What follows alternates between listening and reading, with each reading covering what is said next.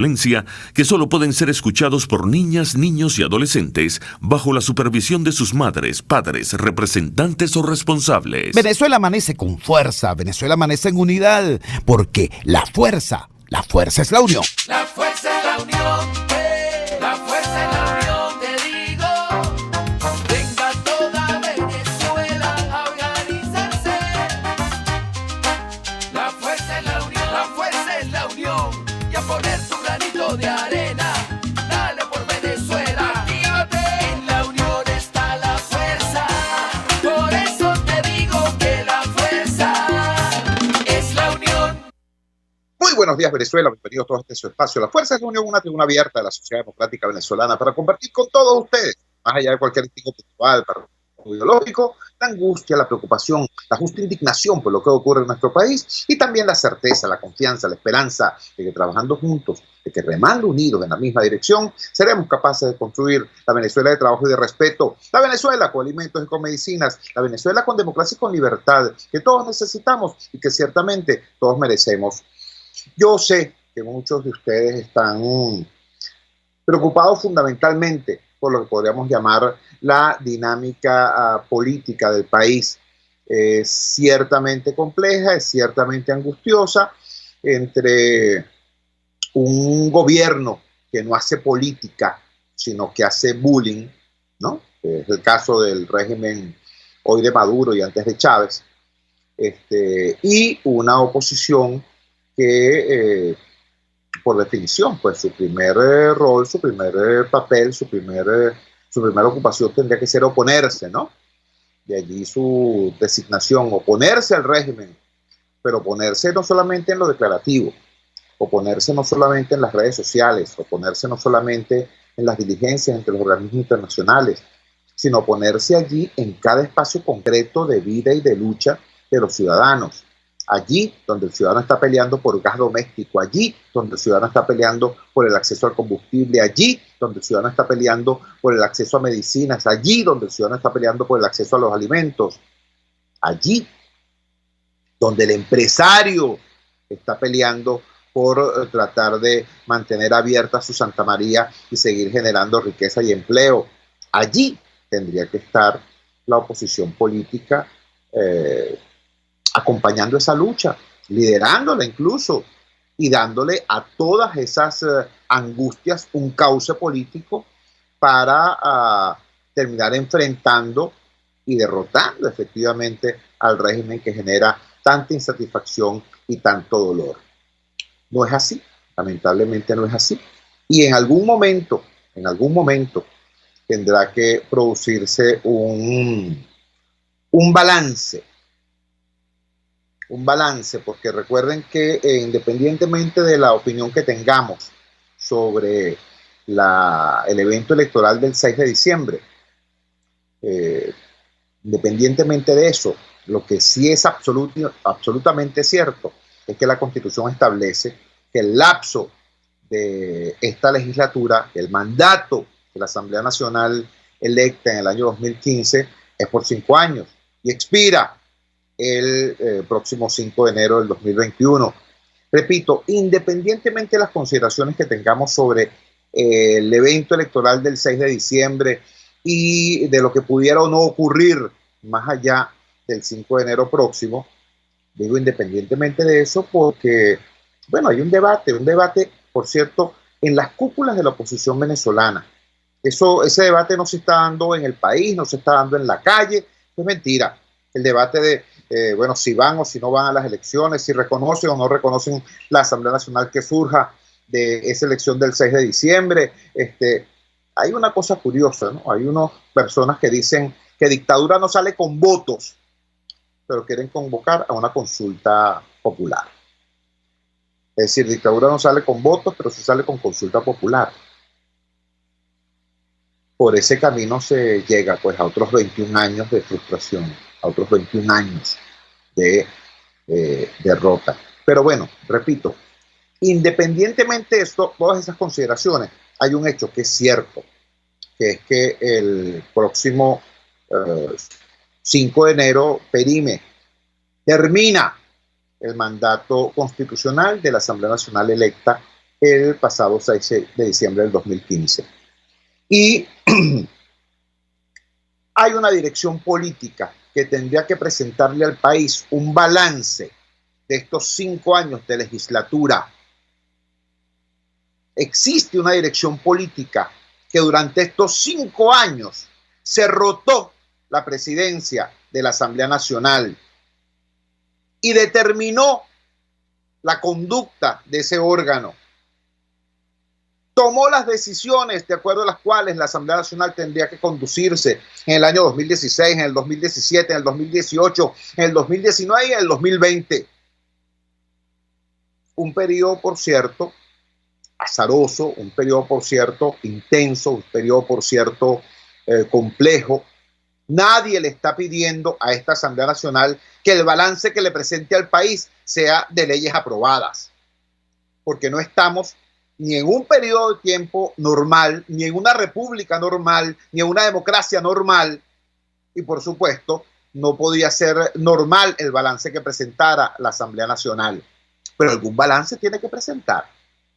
Porque, repito, han sido 5 años conduciendo el único poder público legítimo no controlado por el régimen. Entonces, alguien nos tiene que decir, por ejemplo, que lo que hicieron en el año 2016 fue estupendo. Alguien nos tiene que explicar cómo y por qué fue estupendo eso de poner todos los huevos en una sola canasta, la canasta del referéndum revocatorio, y que cuando ocurrió lo que más probablemente iba a ocurrir, que era que nos robaran el revocatorio, nos quedáramos sin política. Alguien tiene que explicar eso. Alguien tiene que explicar lo que ocurrió en el año 2017. En el año 2017, durante los primeros 7 meses de ese año, desde el principio del año hasta el 30 de julio, la Asamblea Nacional fue prácticamente desactivada, porque estábamos en un predicamento de naturaleza insurreccional. Recuerden ustedes el acto que se hizo en el Teatro Chacao, la proclama insurreccional que allí se hizo. Y luego, cuando esa actitud, esa conducta fue derrotada, desgraciadamente, tanto en las calles por la represión violenta, criminal del régimen, como en la política, por la imposición de la írrita Asamblea Nacional Constituyente, cuando la conducta insurreccional fue derrotada, entonces nos llaman a votar. La dirección opositora nos llamó a votar. Después de decirnos que íbamos a tumbar este régimen simplemente con la siguiente marcha, después nos dijeron, bueno, vamos a votar sin ningún tipo de explicación en las elecciones regionales y municipales del año 2017. Por supuesto, eso no lo entendió nadie. Los partidos del G4 no es que no lograron movilizar a sus militantes, es que no lograron ni siquiera movilizar a sus votantes ni a sus activistas. Alguien tiene que dar cuenta de eso. En el año 2018 estaba prevista la elección presidencial. Desde hace 5 años eso estaba previsto, eso estaba claro. Es absolutamente absurdo haber llegado al año 2018 sin un acuerdo de la oposición venezolana sobre tener o no tener candidato y cómo tenerlo, cómo construirlo, cómo llegar a él. Perdón, es que sí había un acuerdo, pero ese acuerdo se incumplió. Bueno, alguien tiene que dar cuenta de eso, mientras que la Asamblea Nacional era una especie de largo bostezo. Del año 2019 y el año 2020 lo tenemos más cerquita y sabemos lo que pasó allí y sobre todo sabemos los resultados de eso. Sabemos que se nos ofreció un trinomio, un mantra: cese a la usurpación, gobierno de transición y elecciones libres. Y sabemos que estamos en octubre del año 2020 y sabemos que nada de eso se ha dado. Entonces, repito, alguien tiene que dar cuenta de los 5 años de esta legislatura, de si se lograron o no los objetivos, cómo y por qué. Porque han sido 5 años en los que se administró un capital político inmenso, como lo fue la victoria obtenida el 6 de diciembre del 2015. Eso está en el tapete y tiene que haber una dirección política que asuma eso y presente ese balance. ¿Por qué? Para que se den golpes de pecho, para que digan por mi culpa, por mi culpa, por mi gran culpa. No, vale. No se trata de eso. Se trata de algo elemental. Se trata de que la única manera de convertir la experiencia en aprendizaje es asumiéndola. Si tú no la asumes, las cosas que pasaron sencillamente pasaron. Y luego te volverás a dar con la misma piedra, porque al no haber asumido un error, no lo incorporas como aprendizaje. Y simplemente está allí. Entonces, bueno, hablando de errores y de aprendizaje, ahí tenemos a la oposición política, a un sector de la oposición política, convocando otra vez a una consulta popular como la del 16 de julio hace 3 años. Está haciendo las mismas cosas. Las situaciones cambian y se ponen cada vez más graves. Y tenemos a la oposición política haciendo las mismas cosas que se hicieron antes y que también antes no generaron ningún resultado. Esto tiene que ser dicho y tiene que ser pensado y tiene que ser procesado y tiene que ser exigido. ¿Por qué? Bueno, porque por aquí me dijo alguien, no, pero es que bueno, y el gobierno de Maduro, que es muy malo, y son malvados, y son perversos. Bueno, es que eso lo tenemos inventariado. Sabemos que existe un proceso, pero no un proceso revolucionario. Existe un proceso de destrucción nacional. No desde ahorita, no desde hace 21 años. No vale, desde el 4 de febrero de 1992. Aquí está en marcha un proceso de destrucción de la República. Eso lo sabemos. Y todas estas cosas malas que están ocurriendo no son errores del sistema, son el sistema. Hoy la corrupción, la destrucción de la economía, la destrucción del empleo, la pulverización del salario, no son errores del sistema, no, son datos estructurales de este sistema que quiere sencillamente gobernar por hambre y por el miedo. Así que no vamos a hablar sobre eso, porque eso está claro y establecido. Como también está claro y establecido que incluso dentro del chavismo hay sectores que ven con horror lo que está pasando y que posiblemente podrían salir al encuentro de una estrategia opositora que tuviese un carácter distinto y serio. ¿Ves? Pero para eso hay que ubicarse. Bueno, ¿qué es lo que se ha hecho? De estos 5 años, eso tenemos que precisarlo. ¿Quiénes? Nosotros, los ciudadanos, los demócratas, los que nos hemos partido el pecho, justamente para que llegaran allí donde están esos diputados y para que llegaran allí donde están esas direcciones políticas, tuvieran el desempeño que tuvieron y por esa razón exijamos cuentas. Repito, no para que a nadie se le acuse, sino para que todos avancemos. Vamos a la siguiente pausa comercial y ya regresamos con muchísimo más de La Fuerza. La fuerza es la unión.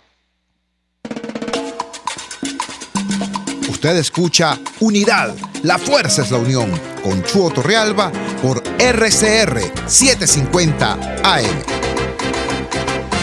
Sintonícenos a través de Periscope, @RCR750, la radio que se ve. Pluralidad contigo. Respeto contigo. Responsabilidad contigo. Libertad contigo. Estamos contigo y punto. De lunes a viernes a la 1 de la tarde. Contigo. Solo por RCR 750 AM. Porque lo bueno une. Voz de América. Información precisa, completa, veraz, objetiva e independiente. Directo a tu pantalla. De lunes a viernes a las 2 de la tarde por RCR 750. En la crisis se encuentran las oportunidades. Aquí en Sin Estrés se las mostramos con invitados especiales que nos regalan sus experiencias por una Venezuela mejor. Cada tarde, de lunes a viernes a las 3, desde el emprendimiento, la educación, la salud y el entretenimiento. Por nuestra calidad de vida se nos hace necesario tomar un respiro del agobio diario, dedicar unos minutos a la salud mental y emocional para vivir sin estrés. Sin Estrés, de lunes a viernes a las 3 de la tarde por RCR 750, la radio que se ve. Ella y Nacional. Y así nos va. En este programa, la picardía y el humor inteligente son los protagonistas. pura cabilla. Lara y Hernández descosen y revelan los secretos más R. 750 AM. Opinión, ideas en debate. Usted escucha a Chuo Torrealba en Unidad. La fuerza es la unión por RCR. Regresamos a La Fuerza es la Unión. Tenemos ahora en línea a una dirigente política venezolana que tiene muchas gracias, muchas virtudes. Yo destaco dos. Una consistencia importante entre sus acciones y su verbo.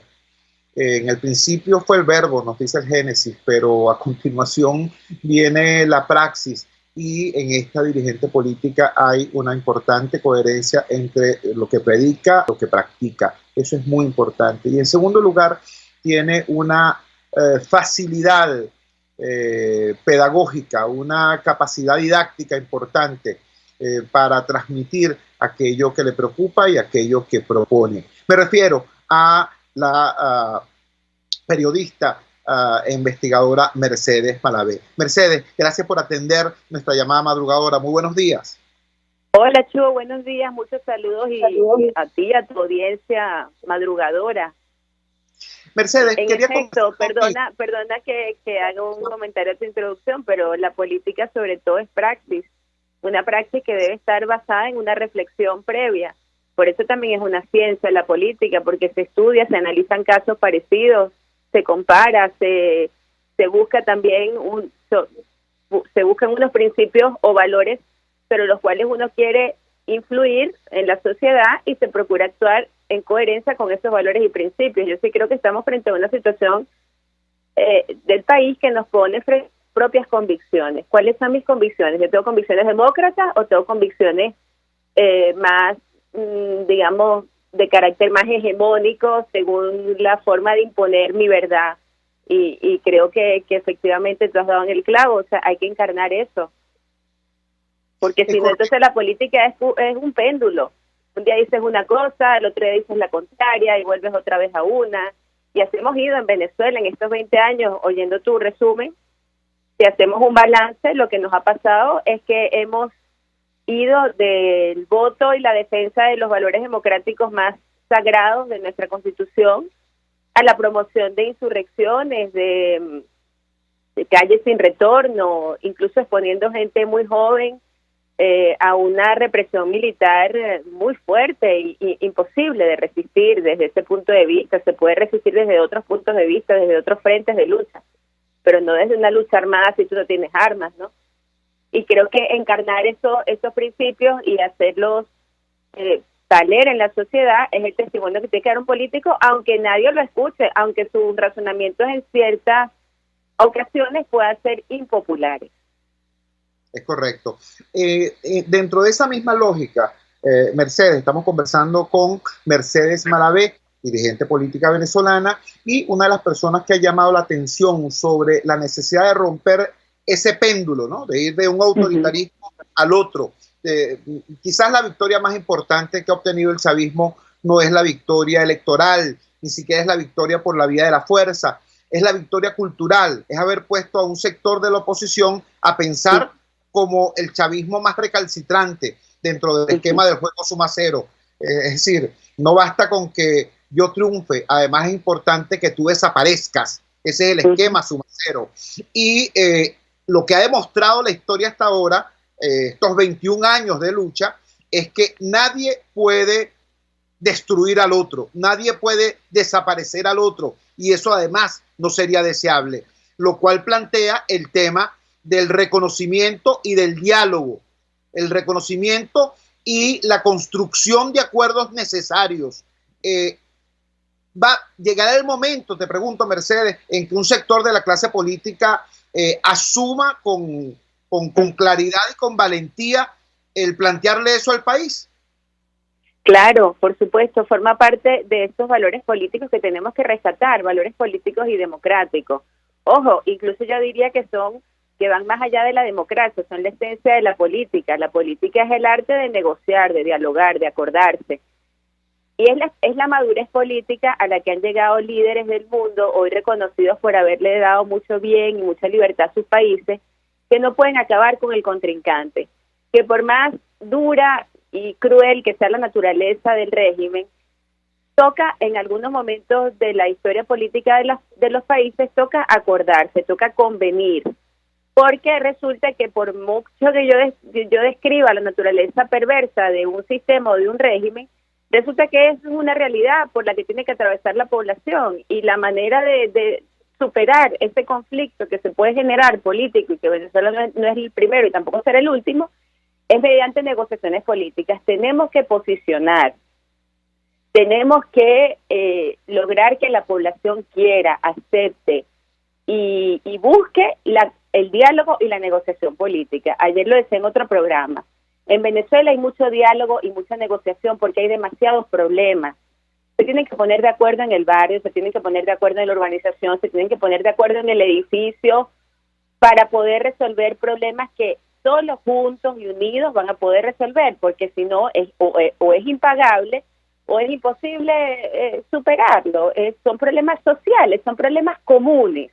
Su misma naturaleza habla de que se tiene que poner de acuerdo una gente que piense distinto. Eso en las instancias más pequeñas, digamos, en los órganos de asociación más pequeños. Pero si seguimos subiendo, pasa lo mismo.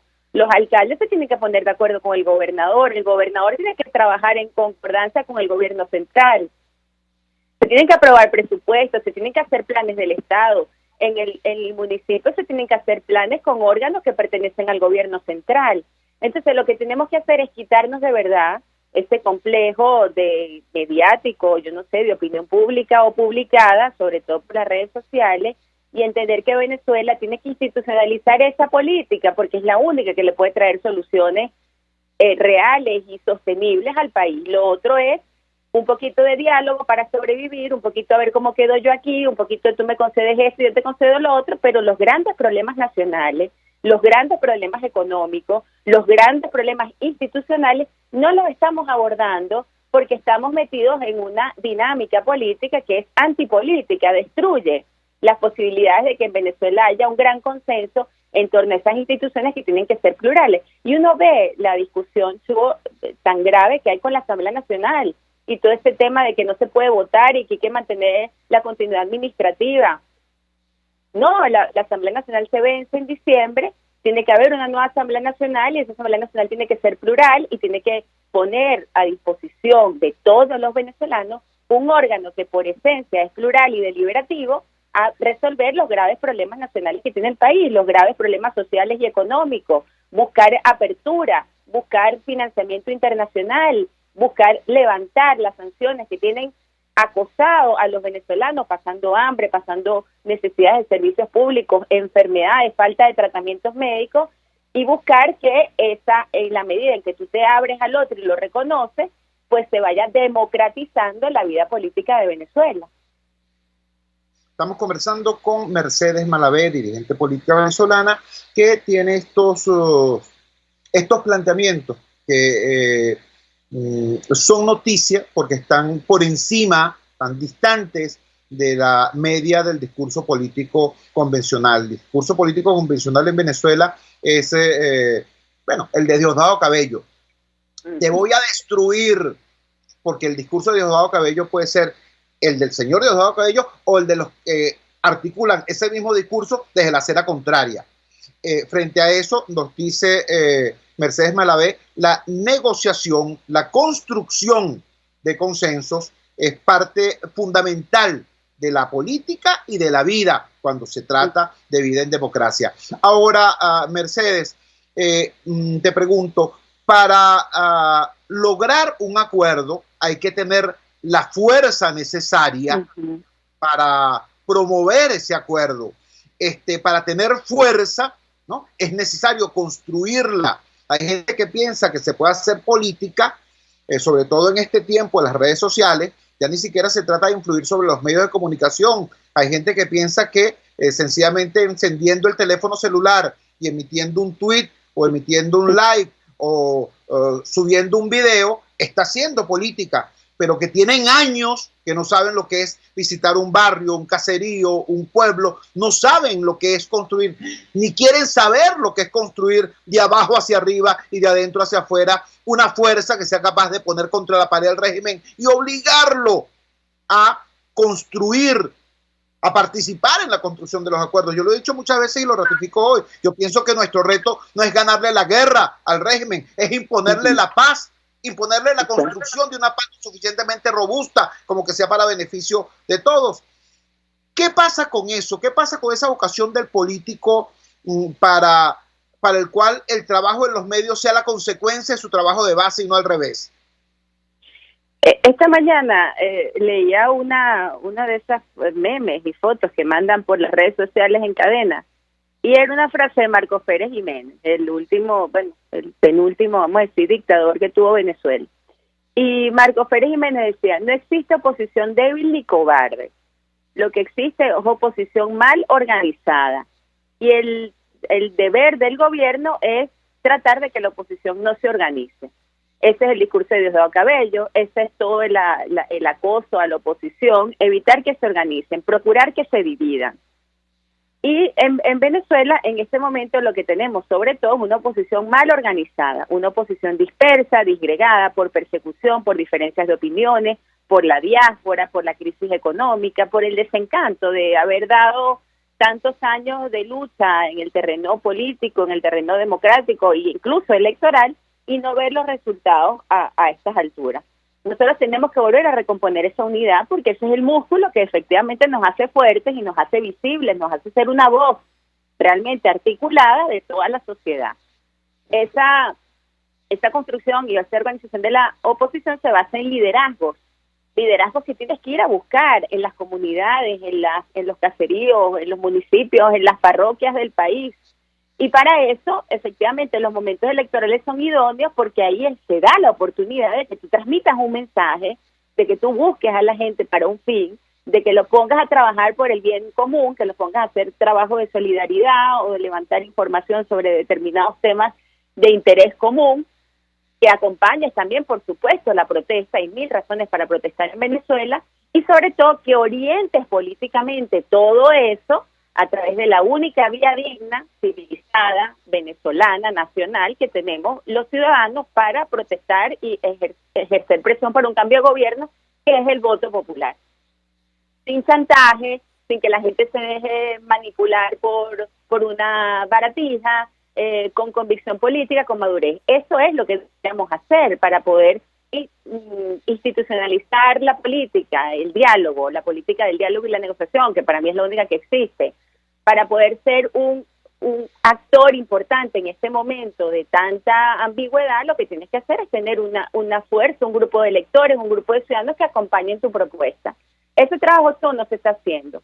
¿Por qué? Porque se está pensando que si otro país sanciona, que si una potencia declara, que si Donald Trump manda un tuit, que si el otro llama por teléfono y el otro país discute el tema de Venezuela en su órgano legislativo, se piensa que con eso nosotros ya vamos a, en algún momento, por arte de magia, eso va a producir un efecto atmosférico y vamos a cambiar la situación del país. Y resulta que, mira, lamentablemente hay que decirle a la audiencia que en otros países del mundo pueden pasar 30, 40, 50 años los parlamentos del mundo entero hablando de ello sin que se produzca ni un solo cambio positivo en ese país. Más bien lo que se produce es un progresivo olvido y un progresivo deterioro de la situación de esos habitantes, de esos ciudadanos, porque el hecho de que muchos hablen de ti, se compadezcan de ti y se lamenten y te manden ayuda humanitaria, no quiere decir que el país estructuralmente mejore.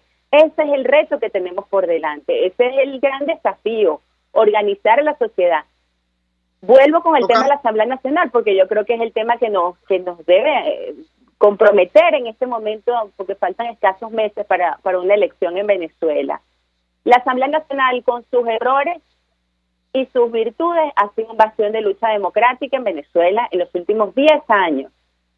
Sin el voto popular, esa asamblea no hubiese sido nuestra, y sin ser nuestra, esa asamblea nunca hubiese podido influir como lo ha hecho en el mundo entero para ejercer presión hacia un cambio político en Venezuela. No podemos perder la Asamblea Nacional. Tenemos que hacer todo lo posible para que la gente, aun en medio de estas circunstancias tan terribles, se active, porque el año que viene va a ser un año de elecciones también. Si nosotros abandonamos el terreno electoral, nosotros nos convertimos en otra Cuba. Si nosotros dejamos de luchar electoralmente, podremos protestar, podremos distraernos mucho por las redes sociales y el país seguirá exactamente en la misma hegemonía que estamos viviendo. Por eso es tan importante aprovechar los espacios, recibir las críticas, las amenazas y todas esas cosas que nos dicen por querer activar el único medio democrático soberano que está en manos de la gente, que es el voto popular. ¿Acompañado de la protesta? Sí. ¿Acompañado de la crítica dura a este sistema? Sí. Pero también acompañado de un gran reconocimiento a todas esas personas que acompañaron el proceso y que hoy en día no se calan más un sistema totalitario. Y tú lo decías y yo también lo he visto. No todos los chavistas están comprometidos con un proyecto hegemónico y totalitario. Muchos quieren volver al Estado de Derecho. Muchos entienden que el sistema político que nos beneficia a todos es la democracia. Hay que ir a buscar esos sectores, hay que acercarse a ellos y juntos construir la alternativa de cambio para Venezuela, que tiene que ser de signo radicalmente distinto al discurso de Diosdado Cabello. Tiene que ser de signo radicalmente distinto al mensaje que nos vendió Hugo Chávez. Tiene que ser un discurso de unidad nacional, de unión. Estamos sufriendo demasiado, los problemas son demasiado graves, está amenazada la soberanía del país y tenemos que unirnos, apiñarnos para poder hacer frente a esos graves padecimientos que tienen a los niños desnutridos y a la gente pasando unas calamidades espantosas, parecidas de dimensiones de guerra, de dimensiones de destrucción por una guerra civil. Mercedes, te agradecemos enormemente que nos hayas acompañado en esta madrugada del miércoles 14 de octubre. Un gran abrazo y gracias, por favor indícanos en qué tú eres candidata a la Asamblea Nacional. Háblanos de la fórmula de la cual integras. Soy candidata por la tarjeta de Unión y Progreso. Se reconoce fácilmente por la U, Unión y Progreso. Tenemos candidatos en todos los estados del país. Tenemos una lista nacional encabezada por el académico, miembro de la Academia de Ciencias Económicas y Sociales, Luis Mata Mollejas. Yo soy candidata por el Circuito 2. Aprovecho de despedirle a los vecinos de Baruta, Chacao, El Hatillo y la parroquia Leoncio Martínez del estado Sucre, que no podemos abandonar la Asamblea Nacional, no podemos dejar que quede en manos nuevamente del chavismo. Ya esa experiencia la hemos vivido. Y voy a recorrer los municipios, voy a llevar un mensaje de aliento y de oda al voto. Tenemos que votar.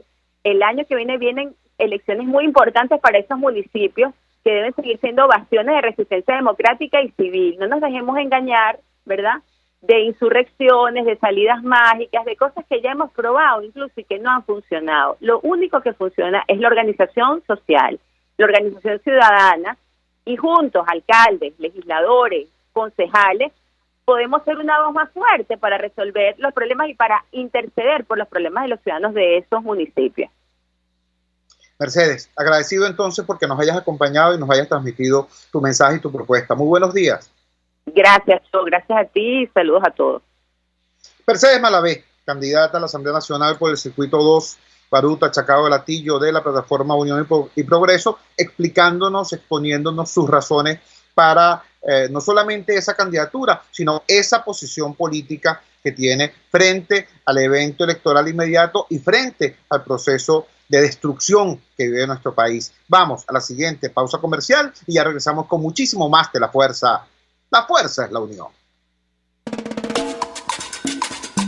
Les estamos presentando Unidad.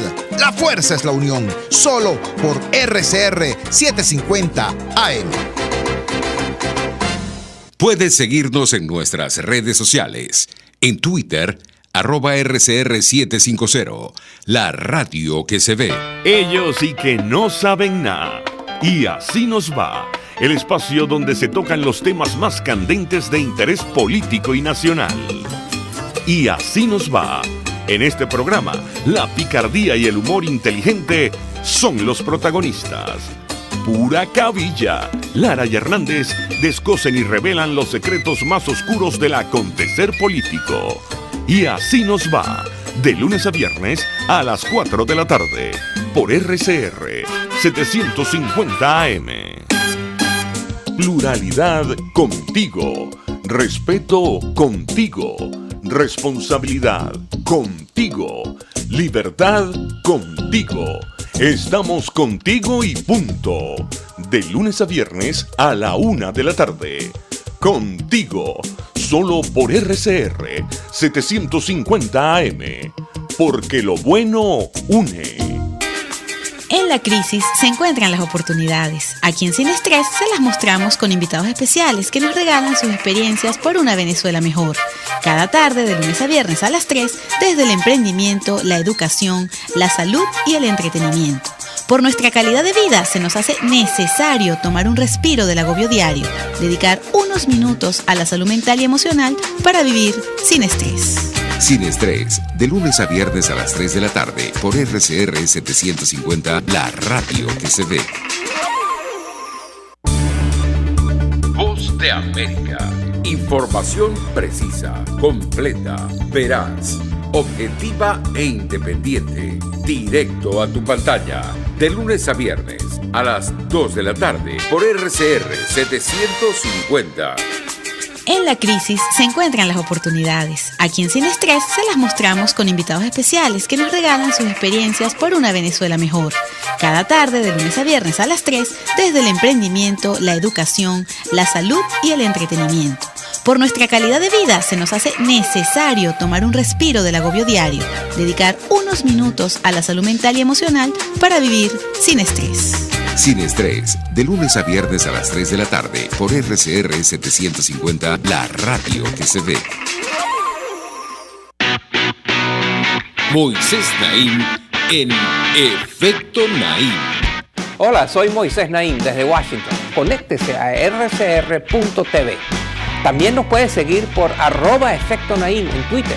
Y estamos en Facebook y en Instagram. Y no olvide que puede disfrutar todos los contenidos del programa cuando usted quiera, suscribiéndose a nuestro canal de YouTube. Nos vemos en la radio. Los miércoles y viernes a las 7 de la noche. Solo por RCR 750 AM. Les estamos presentando Unidad. La fuerza es la unión. Solo por RCR 750 AM. Regresamos a La Fuerza es la Unión y quiero en esta parte final del programa hacer un repaso y hacer un llamado. ¿Un repaso de qué? Un repaso de lo que fue la mañana del día de ayer.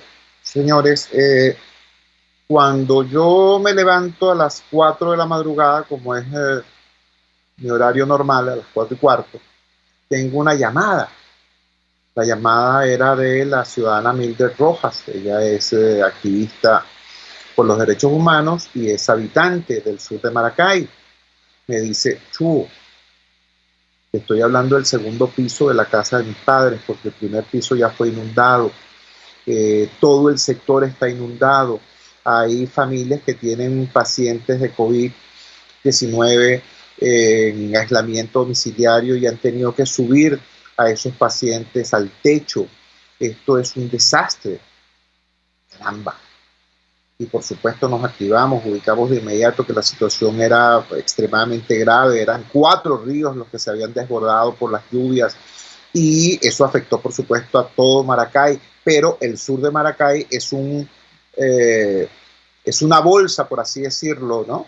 Es un hueco, un foso ante el dique del lago de Valencia. Es una superficie particularmente inundable y hay una situación crítica allí desde hace muchísimo tiempo. Por eso el programa nuestro arrancó ayer precisamente con ese tema. ¿Qué ocurrió en el curso de la mañana? Bueno, ocurrió que además de la inundación de Maracay, tuvimos el terremoto en Margarita, el temblor pronunciado en Margarita. Muy breve, pero muy intenso. Y cuando estábamos apenas procesando la información sobre el intenso temblor que hubo en Nueva Esparta, resulta que tuvimos vientos huracanados en Vargas. Échale pierna. Estamos hablando de inundación en Maracay, temblor en Margarita y vientos huracanados en Vargas. En la misma mañana. Y el otro rasgo distintivo es que ante cada una de esas calamidades naturales, que al conjugarse con una vulnerabilidad social, entonces detona la tragedia. Lo que mata no es el terremoto, lo que mata es el subdesarrollo. Un terremoto de intensidad 8, de escala 8, en Haití mató 100.000 personas. Un terremoto de la misma intensidad en Texas mató 3 personas. ¿Por qué? Bueno, porque en medio de los escombros salieron a caminar y se tropezaron con unos cables y se electrocutaron. ¿Cuál es la diferencia? El terremoto tenía la misma intensidad. La diferencia era el país donde este fenómeno impactó. En un país subdesarrollado, entonces ocurrieron 100.000 muertos. En el otro, 3 víctimas fatales. ¿Qué es lo que mata entonces? El subdesarrollo, la vulnerabilidad, la falta de protección. Bueno, digo esto porque, Carrizo, somos un país a la intemperie. Somos un país, repito, a la intemperie. Este país, este estupendo país en el cual nacimos, en el cual vivimos aún la mayoría de los venezolanos, es un país a la intemperie. Y cualquiera de esas amenazas puede detonar una tragedia terrible sin que haya capacidad estructural del Estado ni de la sociedad para enfrentarlo. Y digo ni de la sociedad porque nosotros tuvimos aprendizajes rudos, muy rudos, con las vaguadas y con diversos fenómenos atmosféricos, incluyendo la tragedia conocida como la tragedia de Vargas, pero que también impactó en la cara sur del Ávila y generó estragos en Caracas. Nosotros tuvimos aprendizajes de eso y generamos en las comunidades o participamos en diversas comunidades populares de jornadas de aprendizaje sobre lo que es alerta temprana, sobre lo que son los mecanismos de evacuación, sobre lo que es cómo organizar para que si un barrio es impactado por la tragedia, bueno, quizás la tragedia pueda acabar con la estructura física, pero salvar al recurso humano. De eso aprendimos, eso lo desarrollamos, ese aprendizaje lo adquirimos y lo transmitimos. Y era un trabajo esencialmente social. No estamos hablando del Estado, de los bomberos, de defensa civil, no, estoy hablando de los vecinos organizados. Pero ¿qué ocurrió? Ocurrió que vino esta otra desgracia. Por eso es que se habla de emergencia humanitaria compleja. Una emergencia humanitaria la puede ocasionar una amenaza natural que impacte o un conflicto bélico que destruya la infraestructura de un país.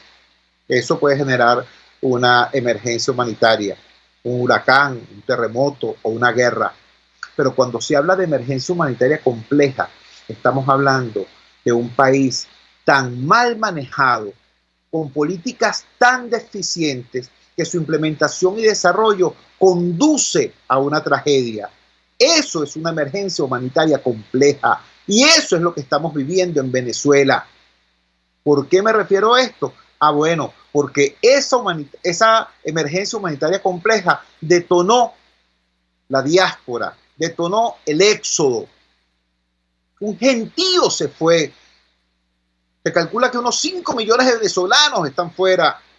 Y dentro de ese importante número de compatriotas, muchos de los dirigentes comunitarios que habían trabajado precisamente en la construcción de redes de socorro, de redes de ayuda, de sistemas de alerta temprana en los barrios, bueno, hoy no están acá con nosotros.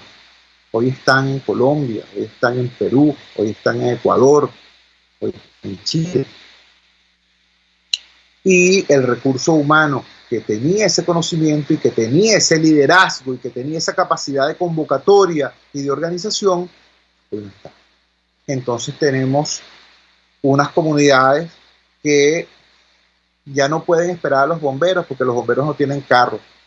No pueden esperar a Defensa Civil, a Protección Civil, porque Protección Civil está prácticamente en paro técnico. No pueden esperar ayuda organizada del Estado, porque el Estado está en esta situación catatónica, ¿no? Sabemos. Pero su propia capacidad de autoayuda también está severamente resquebrajada, severamente reblandecida. Eso está pasando hoy. Entonces, vinculo y entrelazo este tema que nos cachetea la realidad. Ayer eso fue lo que hizo Papá Dios con nosotros. Nos mandó la inundación de Maracay, el temblor en Margarita y los vientos huracanados en Vargas, para recordarnos, ok, ustedes viven en un paraíso, pero este paraíso se puede transformar en un infierno en cualquier momento. ¿Cómo están ustedes para afrontar esta realidad? Tenemos que promover los cambios que nos hagan menos vulnerables. Tenemos que promover los cambios, tenemos que construir los cambios que permitan que dejemos de ser un país a la intemperie. Porque si no, lo que está en juego no es que Maduro siga en el poder o que llegue al poder fulanito de tal. No, lo que está en juego es la vida de las personas. Mientras tanto, mientras esto ocurre, mientras esta tragedia se está incubando, quienes deberían estar encargándose de construir estas soluciones están jugando carrito. Y el sufrimiento de la gente, el dolor de la gente, se queda sin vocero siquiera. Yo en el día de ayer les planteé también la desgracia que supone la reactivación del exilio, el fenómeno de los caminantes. Decíamos ayer que de esa masa de casi 5 millones de venezolanos que están en la diáspora, habían regresado a Venezuela apenas 80.000, y que esos 80.000 que regresaron, generaron una situación de caos, de respuesta caótica, mejor dicho, por parte del Estado, que no supo, no quiso, no le pareció importante darle una respuesta organizada y misericordiosa a esos compatriotas que venían en estado de suma necesidad, a ejercer su derecho constitucional de retornar a su país. Apenas 80.000 de 5 millones, pero bueno, buena parte de los que regresaron y muchos que aún no se habían ido, nuevamente están tomando el camino de irse a ese exilio socioeconómico que es la diáspora. Nuevamente están entonces grupos de venezolanos caminando para buscar fuera de nuestras fronteras el sustento y el futuro que acá adentro se les niega. Quiero hoy referirme a este tema destacando las declaraciones de Monseñor Mario Moronta sobre el particular. Nos lo refleja así la gente de Radio Fe y Alegría. Obispo de San Cristóbal denunció que militares venezolanos vejan a los caminantes. En los últimos días han aumentado los grupos de caminantes venezolanos que intentan llegar a la frontera para volver a Colombia por las trochas. Por las carreteras del estado Táchira ya se han difundido videos de caminantes que se han visto por zonas como Capacho y la autopista Sucre de San Cristóbal. Ante esta nueva realidad, el obispo de la diócesis de San Cristóbal, Mario Moronta, denunció que cuando llegan estos venezolanos a la frontera son maltratados por efectivos militares y policiales.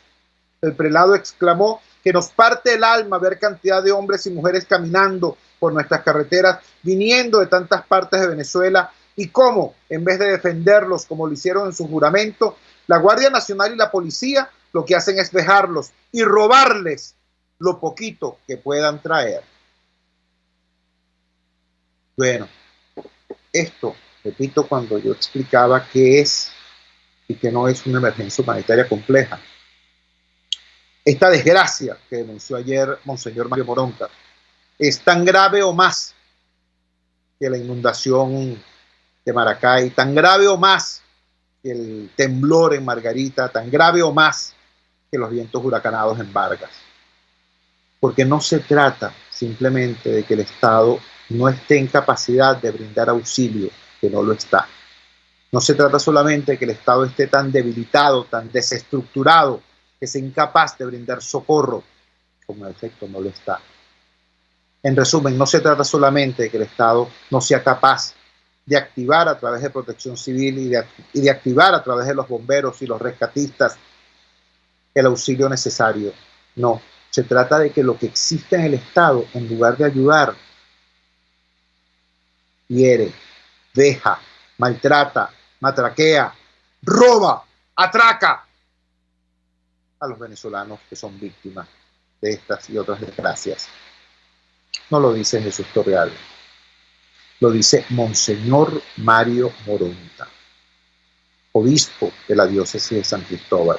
Yo sencillamente me uno a la indignación de su comentario, me uno a la fuerza de su denuncia y me uno también a quienes, como Mercedes Malavé, dicen, no basta con que esperemos que el señor Trump venga a rescatarnos, no basta con ponernos a decir, mira, yo no participo porque la Unión Europea me dijo que no venía. No vale. Necesitamos, con urgencia, como país, una clase política que esté a la altura del dolor de la gente y del reto que significa construir en nuestro país un país del primer mundo. Trabajamos para ustedes en la dirección general de la emisora, Jaime Nestares, al frente de los controles, todo César Arteaga. Habló para ustedes su amigo, comunicador popular, activista social, ciudadano en lucha por la democracia y por la libertad, Jesús Chúo Torrealba. Ahora más que nunca, fuerza, Venezuela, porque la fuerza es la unión. RCR presentó Unidad, la fuerza es la unión, con Chúo Torrealba, solo por RCR 750 AM. En Small Shop queremos que te sientas feliz y a gusto a la hora de hacer tus recetas favoritas. En Small Shop lo tenemos todo: coberturas de chocolate, lluvia de colores, margarina, neva azúcar, harina, cacao, azúcar y mucho más. Small Shop tiene para ti cortadores de tortas, torteras desmontables, bomboneras, bases giratorias y todo lo que un repostero necesita en tiempos modernos. Además podrás conseguir las chucherías importadas más ricas. Es Small Shop. Te esperamos en Chacao, en la avenida Cecilio Acosta. Small Shop, la casa perfecta de la repostería. Con envíos a nivel nacional, síguenos en Instagram en